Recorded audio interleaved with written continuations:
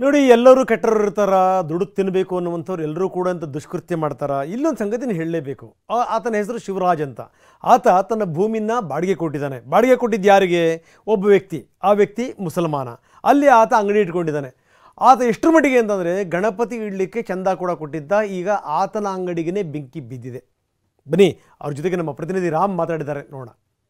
ನಾಗಮಂಗಲದಲ್ಲಿ ಗಣಪತಿ ಮೆರವಣಿಗೆ ವೇಳೆ ಗಲಾಟೆ ಏನಾಗಿತ್ತು ಇದರ ಪರಿಣಾಮವಾಗಿ ತದನಂತರ ಕಲ್ಲು ತೂರಾಟ ಆಗಿತ್ತು ವಾಹನಗಳಿಗೆ ಬೆಂಕಿ ಹಚ್ಚುವಂತ ಕೆಲಸವನ್ನು ಮಾಡಿದ್ರು ನಾವೀಗ ನಾಗಮಂಗಲದ ಹೊರವಲಯದ ಮಲೆನಹಳ್ಳಿಯಲ್ಲಿದ್ದೇವೆ ನೀವು ನೋಡ್ತಾ ಇರಬಹುದು ಇಲ್ಲಿರುವಂತಹ ಗುಜರಿಗೂ ಸಹ ಬೆಂಕಿ ಹಚ್ಚುವಂತ ಕೆಲಸವನ್ನ ಕಿಡಿಗೇಡಿಗಳು ಮಾಡಿದ್ದಾರೆ ಈ ಒಂದು ಗುಜರಿಯಲ್ಲಿ ಇದ್ದಂತಹ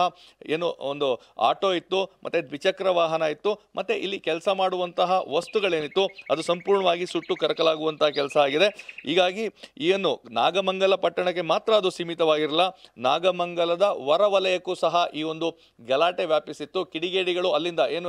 ಒಂದು ಗಲಾಟೆ ಆಗಿತ್ತು ಆ ಗಲಾಟೆ ಆದ ನಂತರ ಪೊಲೀಸರು ಅಲ್ಲಿಂದ ಎಲ್ಲರನ್ನೂ ಸಹ ಚದುರಿಸಿದ್ರು ಹೊರ ಹೋಗುವಂತಹ ಸಂದರ್ಭದಲ್ಲಿ ಈ ರೀತಿಯಂತ ಕೃತ್ಯವನ್ನು ಎಸಗಿದ್ದಾರೆ ಈ ಒಂದು ಏನು ಗುಜರಿ ಇದೆ 5 ತಿಂಗಳ ಹಿಂದೆ ಅಷ್ಟೇ ಆರಂಭವಾಗಿತ್ತು ಅದರ ಮಾಲೀಕರು ಈಗ ನಮ್ಮ ಜೊತೆಗಿದ್ದಾರೆ ಈ ಬಗ್ಗೆ ಮಾಹಿತಿ ನೀಡಲಿಕ್ಕೆ ಸರ್ ಈ ಒಂದು ಗುಜರಿ ತಾವು 5 ತಿಂಗಳಿಂದ ಆರಂಭಿಸಿದ್ರಿ ಯಾವಾಗ ಆಗಿದ್ದು ಈ ರೀತಿ ಘಟನೆ ಅಂತ ನನಗೆ ಗೊತ್ತಿಲ್ಲ ಸರ್ ನಮ್ಮ ತಾಯಿಗೂ ಹುಷಾರಿಲ್ಲ ನಮ್ಮ ತಾಯಿಗೆ ಮೈಸೂರಲ್ಲಿ ಗೋಪಾಲಗೌಡ ನರಸಿಂಹಮ್ಮಲ್ಲಿ ಅಡ್ಮಿಟ್ ICU ಅವರ ನಾನು ಅಲ್ಲಿ ಹೋಗಿದ್ದೆ ನಾನು ಈಗ ನ್ಯೂಸಲ್ಲಿ ನೋಡಿಬಿಟ್ಟು ಈಗ ತಾನೇ ಬಂದೆ ಸರ್ ಗೊತ್ತಾಯಿತು ಯಾರು ಫೋನ್ ಮಾಡಿ ಹೇಳಿದ್ರು ನ್ಯೂಸಲ್ಲಿ ನೋಡಿದೆ ಈಗ ಜಸ್ಟ್ 5 ನಿಮಿಷ ಆಯಿತು ಸರ್ ಬಂದು ನಾನು ಈಗ ಬಂದು ನೋಡ್ತಾರೆ ಸರ್ ಬಂದು ಏನಾಗುತ್ತೆ ಅಂತ ಒಂದು 8ರಿಂದ 10 ಲಕ್ಷ ರೂಪಾಯಿ ಐಟಮ್ ಇತ್ತು ಸರ್ ಯಾವುದು ಉಳಿದಿಲ್ಲ ಎಲ್ಲ ಪೂರ್ತಿ ಖತಮಾಗ್ಬಿಟ್ಟಿದೆ ಸರ್ ಯಾವುದಿಲ್ಲ ಸರ್ ಅದು ನಮ್ಮ ನಾಗಮಂಗಲದಲ್ಲಿ ಸಣ್ಣ ಪುಟ್ಟ ಗಲಭೆ ಆಗ್ತಾಯಿತ್ತು ಹಂಗೆ ಸರಿಯಾಗಿ ಬಿಡ್ತಾಯಿತ್ತು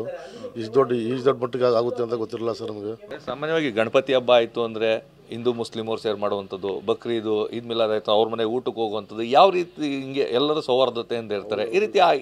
ಯಾರು ಮಾಡ್ತಾರೆ ಈ ಥರದ್ದಂತ ಸರ್ ಕಿಡಿಗೇಡಿಗಳು ಮಾಡ್ತಾರೆ ಸರ್ ಈಗ ನಮ್ಮ ಮನಹಳ್ಳಿಲಿ ಗಣಪತಿ ಕೂರಿಸ್ತಾರೆ ಅಂತ ಬಂದು ಹೇಳಿದ್ದು ನಾನೇ ಖರ್ಚು ಚೆಂದ ಕೊಟ್ಟೆ ಸರ್ ಗಣಪತಿ ಹೌದು ಸರ್ ನಾನೇ ಖರ್ಚು ಕೊಟ್ಟೆ ಸರ್ ಹುಡುಗರಿಗೆ ಮನಹಳ್ಳಿ ಹುಡುಗರಿಗೆ ನಮ್ಮ ಮನಹಳ್ಳಿ ಹುಡುಗರಿಗೆ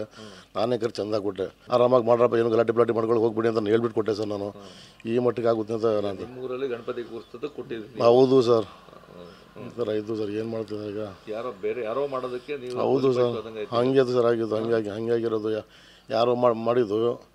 ಕುಡ್ದಿರ್ತಾರೆ ಸರ್ ನಮ್ಮವ್ರು ಕುಡ್ದಿರ್ತಾರೆ ಅವರು ಕುಡ್ದಿರ್ತಾರೆ ಸಣ್ಣ ಪುಟ್ಟ ಮಾತಿಗೆ ಈ ಥರ ಮಾಡ್ಕೊಂಡು ಎಷ್ಟು ಮನೆ ಹಾಳಾಗೋಯ್ತು ಏನಾಗುತ್ತೆ ಏನೋ